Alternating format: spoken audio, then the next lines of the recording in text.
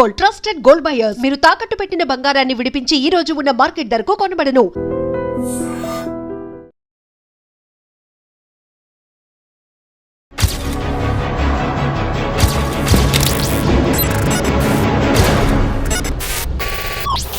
ప్రభుత్వాలు ఇచ్చిన పిలుపు మేరకు అడవుల్లో అన్నలందరూ బయటకు వచ్చారు.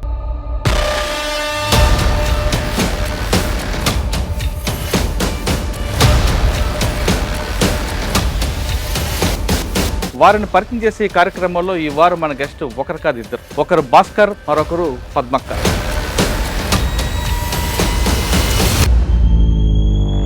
అసలు మీరు ఏ పరిస్థితుల్లో అక్కడికి వెళ్ళారు? మా ఊర్లో ఒక దొరసాని అని ఉండే, ఆ ఇంటి ముందు నుండి పోతుంటే దండం పెట్టి పోవాలి. ఎందుకు ఇట్లున్నాయి సమాజం? పార్టీ మా ఇంటికి వచ్చేది దళం వాళ్ళు, మా నాన్న ఫ్రెండ్ ఉండే, వచ్చినప్పుడు అట్లా మేము పార్టీకి పరిచయం అయినాం. చేసిన కార్యక్రమం చెప్పండి. ఇక్కడ మేము చేసింది అయితే చిన్న వాళ్ళకు వ్యవసాయం నేర్పించడము. ఇప్పుడు వచ్చేటప్పుడు కూడా అందరం మాట్లాడుకొని వచ్చినాం. ఒక్కరి నిర్ణయంతో ఏం రాలేదు. ప్రజలలో మార్పు వచ్చింది, యూత్లో మార్పు వచ్చింది. దానికి అనుగుణంగా ఆలోచించలేకపోయింది. కానీ ఆ నిర్ణయం ఆలస్యం అవ్వబట్టే చాలా మంది అమరులయ్యారు. అట్లా అప్పుడు తీసుకోలేకపోవడము అది కొంచెం బాధ అనిపిస్తుంది. ఎందుకు పార్టీకి ప్రజలు దూరం ఎందుకు అనుకుంటారు? అంటే విశాల ప్రజలను మేము అందుకోలేకపోయినాం.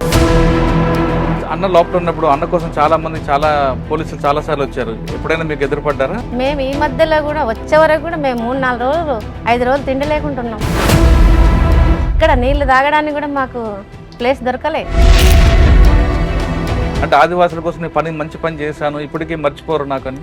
ఏవైతే ప్రజలలో పోయి రాజకీయ చైతన్యం పెంచినామో ఆ రాజకీయ చైతన్యంతోని ప్రజలు కొట్లాడిండు. ఒక దాడి చెప్పండి మంచిది గుర్తుంది. మళ్ళొకసారి అవకాశం ఇవ్వండి చెప్తాం. Welcome to crime diaries. ప్రభుత్వాలు ఇచ్చిన పిలుపు మేరకు అడవుల్లో అన్నలందరూ బయటకు వచ్చారు. వారిని పరిచయం చేసే ఈ కార్యక్రమంలో ఈ వారం మన గెస్ట్ ఒకరు కాదు ఇద్దరు. ఒకరు భాస్కర్, మరొకరు పద్మక్క. వీళ్ళిద్దరు తెలంగాణ చెందిన ఇద్దరు కూడా పార్టీ ఆదేశాల మేరకు దండకారలో చాలా కాలం పనిచేశారు. పనిచేసిన తర్వాత తిరిగి మొన్న ఆశనగర్తో పాటు బయటకు వచ్చారు. అసలు వాళ్ళు ఎందుకు వెళ్ళారు, వీళ్ళు అనుకున్న లక్ష్యం నెరవేరిందా లేదా, ఎందుకు బయటికి రావాల్సిన విషయాల్ని వాళ్ళని అడిగి తెలుసుకున్నాం. అన్న నమస్తే, అక్క నమస్తే, అందరికీ నమస్తే. భాస్కర్ గారు, వరంగల్. అసలు మీరు ఏ పరిస్థితుల్లో అక్కడికి వెళ్ళారు, ఎంతకాలం పార్టీలో పనిచేశారు, పార్టీలో మీరు చేసిన మంచి కార్యక్రమం ఒకటి లేదు, ప్రజలకు చేసిన ఆదివాసుల కోసం చేసిన మీరు పడ్డ కష్టం ఏంటి, ఆ విషయం చెప్పండి. నేను 90లో ఇక్కడ నుండి పార్టీలోకి పోయింది. ఎందుకు వెళ్ళారు? అంటే అప్పుడున్న పరిస్థితులు, అంటే అసమానతలు, దోపిడీ, అంటే మా ఊర్లో చాలా కొట్టొచ్చినట్టు మాకు కొన్ని అవుపడేటి. ఈ అసమానతలు, ఈ దోపిడీ ఎందుకు అంటే అసమానతలు అంటే ఏంటి? అంటే ఇప్పుడు ఉదాహరణకి ఇక్కడ మా ఊర్లో ఎరకల వాళ్ళు, పందులు మేపే వాళ్ళు ఉన్నారు. వాళ్ళకు ఉండడానికి ఇండ్లు లేవు. ఎందుకు లేవు? వాళ్ళు కూడా మనుషులే కదా, మనలాంటి మనుషులే కదా అనేది నాకు మనసులో ఊకున్నది. ఇంకొకటి ఏంటిదంటే మా ఊర్లో ఒక దొరసాని అని ఉండే, ఆ ఇంటి ముందు నుండి పోతుంటే దండం పెట్టి పోవాలి. తర్వాత కొంతమంది భూస్వాములు ఉండేరు, అంటే మహిళలను వేధింపులు, తర్వాత ఇంకా వేరే శ్రమను దోచుకోవడం, ఇట్లాంటివి ఉండే. ఈ కొన్ని విషయాలు నాకు అప్పటికి తక్కువ జ్ఞానంతోనే ఒక ఆలోచన అనేది వచ్చింది. ఎందుకు ఇట్లున్నాయి సమాజం, దీనికి కారణం ఏంటిది అనేది నా మనసులో తట్టుకున్నది.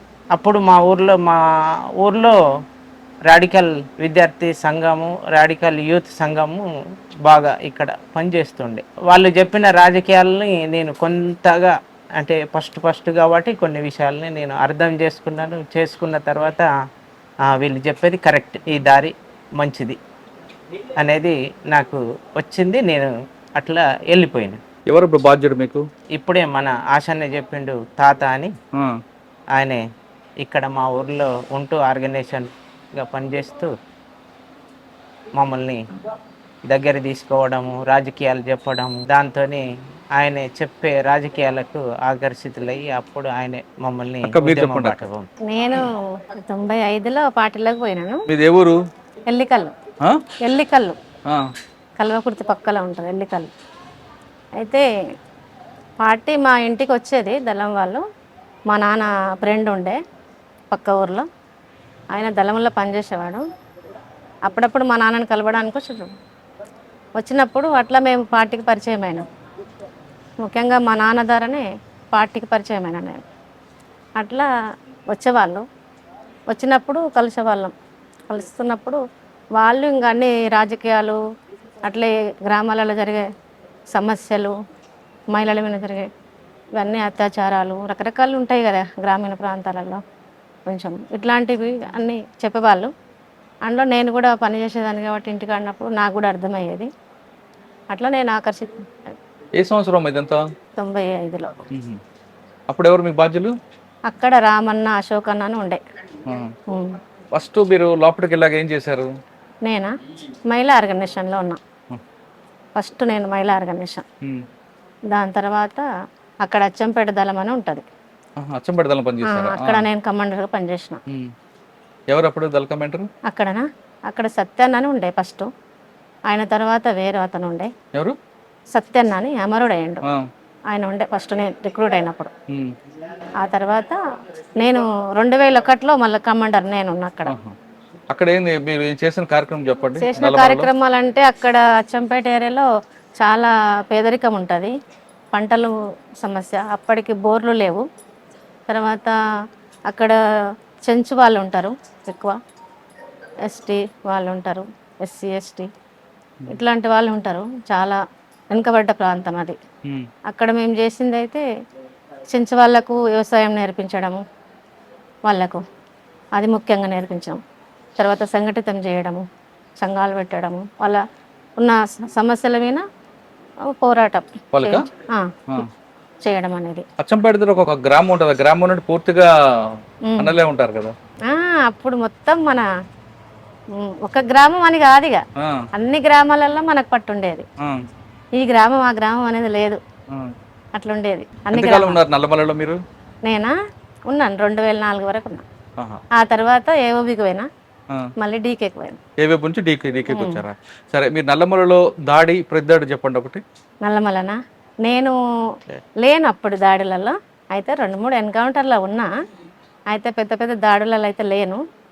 ఇక్కడ దాడి అనుకున్నప్పుడు ఈ ఒడిశాలో పప్పులూరు ఏరియా అని ఉంటుంది, మల్కనగిరి ఏరియా అని, పప్పులూరు ఏరియా అని ఉంటుంది, అడవి ప్రాంతం, పూజారిగూడెం.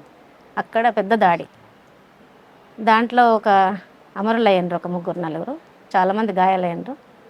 దాంట్లో ఉన్నాను, పెద్ద దాడి అది. బలిమల్లో ఉన్నారా మీరు? లేను, అప్పటికి లేను, అక్కడ డీకేలో ఉన్నా. నేనంతా నాది టైలరింగ్ పని. మీరు చెప్పండి అన్న, ఇక్కడ నుంచి నల్లమల ఎంతకాలం పనిచేశారు? నేను ఇక్కడ తెలంగాణలో పని చేయలేదు, నేను మొత్తం దండకారణ్యంలో. ఏం చేశారు? ఆర్గనైజేషన్ పొలిటికల్గా అంటే నిర్మాణ పనులు చేసేటాడు అంతే. అక్కడ దాడులు ఏం చేశారు? దాడులు నో. ఏం చేసేవారు మీరు? ఉదయం నుంచి మీరు తెరిచారు ఏంటి? మేము ప్రజలను కలవడం, వాళ్ళకు రాజకీయాలు చెప్పడం, వాళ్ళను సంఘాలలో నిర్మాణాలలో సంఘటితం చేయడం అనేది మా ముఖ్యమైన కార్యక్రమం. ఎక్కడెక్కడ తిరిగారు దండకారణ్యంలో మీరు? మేము అంటే బస్తరు, తర్వాత ఇటు పక్కకు కలిమెల, తర్వాత అటు ఈ గడ్చిరోలి బార్డర్లో బాగానే. ఎక్కువ ఏ ప్రాంతంలో మీకు పట్టుండేది? నేను ఎక్కువ మాడు ప్రాంతంలో తిరిగింది. మరి మీకు భోజనం అది? ప్రజలు ప్రేమగా, మేము వాళ్ళ కోసం పని చేస్తున్నాం కాబట్టి వాళ్ళు మాకు తిండి. అప్పటి నుంచి ఆశ నంబరే ఉన్నారా మీరు? అంతా మేము అంతా కలిసి ఒకటే. నేనంటే ఆయన ముందు నుంచి నాకు పరిచయము, అయితే కలుస్తాం, అప్పుడప్పుడు కలిసేవాళ్ళం అప్పుడప్పుడు. నేను వర్క్ వేరు కాబట్టి వీళ్ళు కమిటీ కూడా ఒకటి, మాకు కూడా కమిటీ వేరే ఉంటుంది కదా, అట్లా మధ్య మధ్యలో కలుసుకునే వాళ్ళం. ఇప్పుడు వచ్చేటప్పుడు కూడా అందరం మాట్లాడుకొని వచ్చినాం, ఒక్కరి నిర్ణయంతో ఏం రాలేదు, మేము అందరం మాట్లాడుకొని వచ్చినాం. అంటే అన్న చెప్పేగా అన్న మాట మీద వచ్చారా బయటికి? అన్న మాట అని కాదు, పరిస్థితుల వల్ల, అనివార్య పరిస్థితి వల్ల వచ్చినాం. ఏముండే పరిస్థితులు, ఏం మార్పు వచ్చింది? టెక్నాలజీ మార్పు వచ్చింది, తర్వాత ఇప్పుడు ప్రజలలో మార్పు వచ్చింది, యూత్లో మార్పు వచ్చింది, ఇవన్నీ మార్పులు వచ్చినాయి. తర్వాత మేము దానికి అనుగుణంగా ఆలోచించలేకపోయినాం, కమిటీ ఫెయిల్ అయింది అనేది నా ఉద్దేశం. అట్లా మార్పులు అనేది అన్న చెప్పే గుర్తొచ్చారా లేదా మీకు మీరుగా ముందు? లేదు, మేము కూడా గుర్తిస్తాం కదా. గుర్తించినప్పుడు అన్నకు చెప్పారు ఎప్పుడైనా, అన్న మార్పు వచ్చింది, ప్రజలు దూరం అవుతున్నారు? అన్నకే కాదు, సీసీ వాళ్ళకి కూడా మేము చెప్పినాం, ఏమన్నారు వాళ్ళు? జెడ్సీ వాళ్ళకి కూడా చెప్పినాం. మాకు కూడా జవాబు చెప్పిండ్రు. ఏమని చెప్పారు? చెప్పిండ్రు పరిస్థితుల మార్పు వస్తుంది, ఆలోచిద్దాము, చూద్దాము అని చెప్పిండ్రు. అయినా ఎందుకు చూద్దాము, ఇంకా ఆలోచించాలి కదా, ఇప్పుడే తొందరపడాలి. మనము ఒక పార్టీని, కామ్రేడ్స్ని మనం నిలబెట్టుకోవాలంటే ఆలోచించాలని మేము కూడా చెప్పినాం. కానీ ఆ నిర్ణయం ఆలస్యం అవ్వబట్టే కదా చాలా మంది అమరులు అయ్యారు. అది కూడా చెప్పినాం. మనం ఇంకా ముందే ఆలోచించేది ఉండే చెప్పినాం. అంటే ఏమన్నారు? చెప్పిండ్రు, వాళ్ళు కూడా చెప్పిండ్రు. కొంతమంది పొరపాటు అని కూడా మాట్లాడిండ్రు మాతోటి. ఎందుకు పార్టీకి ప్రజలు దూరం ఎందుకు అనుకుంటారు? దూరం అనుకున్నప్పుడు మనము ఇప్పుడు అక్కడ ప్రజలలో మేము ఉన్నాం, ఆదివాసీ ప్రజలలో, అంటే విశాల ప్రజలను మేము అందుకోలేకపోయినాం. అది అన్న లోపల ఉన్నప్పుడు అన్న కోసం చాలా మంది, చాలా పోలీసులు చాలా సార్లు వచ్చారు. ఎప్పుడైనా మీకు ఎదురుపడ్డారా? చాలా సార్లు ఎదురుపడ్డారు. మేము ఈ మధ్యలో కూడా వచ్చే వరకు కూడా మేము 3-4 రోజులు 5 రోజులు తిండి లేకుంటున్నాం. అయ్యో, తిండి లేకుండా కూడా ఉన్నాం. ఎందుకు? దాడుల మధ్యలో ఉన్నాం కదా, ఎక్కడ నీళ్లు తాగడానికి కూడా మాకు ప్లేస్ దొరకలే. ఒక దాడి చెప్పండి మంచిది, గుర్తుండదు. మళ్ళొకసారి అవకాశం ఇవ్వండి చెప్తాం. మేము మొత్తం బయటకు మధ్యలో ఎప్పుడు మీ కుటుంబం గుర్తు రాలేదా? గుర్తొస్తుంది, ప్రజలతో పాటు కుటుంబం కూడా గుర్తొస్తుంది. మీరు చెప్పండి మీకు గుర్తున్న సంఘటనలు. అంటే ఆదివాసుల కోసం నేను మంచి పని చేశాను, ఇప్పటికీ మర్చిపోరు నాకని. మేము ఆదివాసీల కోసం మంచి పని చేసినాము, పీడిత ప్రజల కోసం మంచి పని చేసినాము అనేది నాకు ఇప్పటికి కూడా. అది ఇప్పుడు మీరు బయటకు వచ్చారు, మీ పిల్లలు, మీ బంధువులు రేపొద్దున్న నెక్స్ట్ తాత నువ్వు ఏం చేసావు అంటే ఏం చెప్తారు మీరు? అంటే ఇప్పుడు వచ్చిన ఏవైతే మార్పులు వచ్చినాయో, మేమైతే ఏవైతే ప్రజలలో పోయి రాజకీయ చైతన్యం పెంచినామో, ఆ రాజకీయ చైతన్యంతో ప్రజలు పోరాడిన దాని ద్వారానే కొన్ని ఉపాధులు దొరికినాయి. భూమి కానీ, అడవి కానీ, ఇప్పుడున్న ప్రకృతి వనరులు కానీ వాళ్ళకు కాపాడబడ్డాయి ఇప్పటి వరకు. వాళ్ళ లోపల ఈ విధంగా పార్టీ ఉన్నది కాబట్టి మమ్మల్ని ఈ రకంగా గౌరవిస్తున్నారు. మాకు ఆత్మ గౌరవం అనేది వచ్చింది అనేది భావిస్తున్నారు. మేము కూడా అట్లా భావిస్తున్నాం. మీరు రాజకీయ చైతన్యం తీసుకొచ్చారంటున్నారు. ఈ రాజకీయ చైతన్యం నుండి నేర్చుకొని ఆదివాసులు ఎందుకు సమీప గ్రామంలో సర్పంచ్ కానీ, కనీసం ఎమ్మెల్యే కానీ, వార్డు మెంబర్ ఎందుకు పోటీ చేయలేదు? అంటే ఇప్పుడు రాజకీయం ఎందుకు వాళ్ళు ఎదగలేకపోతున్నారు? వాళ్ళకు ఏంటిది, ఇప్పుడు ప్రభుత్వము మనం ఆలోచించుకోవాలి, ఎందుకు వాళ్ళు అట్లా డెవలప్ కాలేదు, కారణం ఏంటిది అనేది మనం ఆలోచించుకోవాలి. దాన్ని మనం ఇంకా అధ్యయనం చేసి ఏంటిది, ఎందుకోసం వీళ్ళు ఇట్లా అంటే వెనుకబడి ఉన్నారు, దీనికి ఎవరు కారణం అనేది మనం ఆలోచించాల్సిందే. ఇప్పుడు నేను ఆ కామెంట్ నేను చేయలేను. కానీ ఎండాకాలం అనగా, వర్షాకాలం పర్వాలేదు, చలికాలం పర్వాలేదు, ఎండాకాలం ఎలా ఉండేవారండి పార్టీలో అడవుల్లో? మేమా అంటే ప్రజలు ఉన్నారు, ప్రజలు ఎండాకాలంలో ఉంటున్నారు, వర్షాకాలంలో ఉంటున్నారు, చలికాలం ఉంటున్నారు. మేము కూడా అందులో భాగంగా మేము కూడా అట్లనే ఉంటాం కదా. ఒకవైపు డ్రోన్లు, కింద పైన డ్రోన్లు తిరుగుతుంటే కింద పోలీసులు, వాళ్ళు కనపడకుండా ఎలా ఉండేవారమ్మా? ఇక మేము ఎట్లా ఉండాలి మరి, రక్షణ అంటే పోలీసులు వచ్చినప్పుడు, డ్రోన్లు వచ్చినప్పుడు కనపడకుండా ఉండాలంటే ఆలోచించుకుంటాం కదా, ఆత్మరక్షణగా ఆలోచించుకుంటాం. చిన్న కొమ్మ కింద కూర్చుంటాము, లేకపోతే కొంచెం గుబురుగా చెట్లు ఉంటే చెట్ల కిందకి వెళ్తాము, లేకపోతే కనపడకుండా వేరే ఏర్పాట్లు చేసుకుంటాము, తాత్కాలికంగా తీసేసుకుంటాం. అంటే ముందు 5 రోజులు కాకుండా ఆ తర్వాత ఎప్పుడైనా భోజనం దొరికింది సమయానికి? 5 రోజులే అని కాదు, ఈ కగారు వచ్చిన తర్వాత చాలా సార్లు అట్లయింది, చాలా సార్లు అట్లయింది. అంతకన్నా ముందు ఏం లేదు అట్లా, ఉన్నా కూడా తక్కువనే. అంటే కగారు తర్వాత చాలా సార్లు ఉన్నా అట్లా. ఇప్పుడు బయటకు వచ్చారు, బయటకు వచ్చిన తర్వాత మీ కుటుంబ సభ్యులు వచ్చారా మీకు కలవడానికి? వచ్చిండ్రు కలిసిండ్రు. ఏమన్నారు? సంతోషపడతారు కదా, ఇన్ని సంవత్సరాలు బయటకు వచ్చారు. మీరేం చేస్తారు ముందు మీరు చెప్పండి. ఏం లేదు, ఆశన్న ఏం చెప్పిండు ఇప్పుడు అదే చేస్తాం మేము. అంటే మీరు మళ్ళీ తిరిగి ఆశంతో పాటు ఛత్తీస్గఢ్ వెళ్తారు? మేము అందరం ఒకటేగా, మేము విడివిడిగా కాదు, ఇక ఏం కాదు విడిగా. కానీ మీకు లక్ష్యం ఉంటది కదా, ఏమో మీకు లక్ష్యం? అందరిది ఒకటే లక్ష్యం. మీది? ప్రజలు ఉన్నారు, ప్రజలతోనే ఉంటారు అంతే. ప్రజలు నేర్చిపెట్టి ఎక్కడ అంటే ఆశన్న పార్టీలు ఉన్నప్పుడు కూడా ప్రజలతోనే ఎటు అడుగులేస్తే అటే అడుగు వెళ్తారు అంతే. మేము అందరం కలిసి నిర్ణయం తీసుకున్నాము, ఇప్పుడు అందరం కూడా కలిసి నిర్ణయం తీసుకొని ఉంటాం ప్రజలతోటి.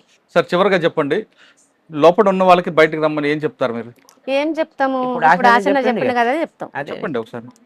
ఏం చెప్తాము? వాళ్ళు కూడా రావాలి, వచ్చి వాళ్ళు కూడా పని చేస్తే మంచిగా ఉంటుంది. తెలంగాణ వాళ్ళు ఎంతమంది ఉంటారక్క? ఇంకా అక్కడ ఎవరు లేరు తెలంగాణ వాళ్ళు. ఇప్పుడు వచ్చిండ్రు, ఇప్పుడు దేవీజీ వచ్చిండు కదా, వాళ్ళతో వచ్చిండ్రు, తెలుగు వాళ్ళు ఉన్నారు, వచ్చిండ్రు, ఎవరు లేరు. మీరేం చెప్తారు? అదే ఇప్పుడు ఆశన్న ఏదైతే చెప్పిండో అదే నా అభిప్రాయం కూడా. రావాలి అందరూ, మనం ప్రజాస్వామికంగా కొట్లాడాలి. సమస్యలు ఉన్నాయి, ప్రజలు మన వెనుక వస్తారు. ఆ ఆశతో మీరు అందరూ ప్రజలలోకి వచ్చి పనిచేద్దాం అనేది నేను కోరుకుంటున్నాను.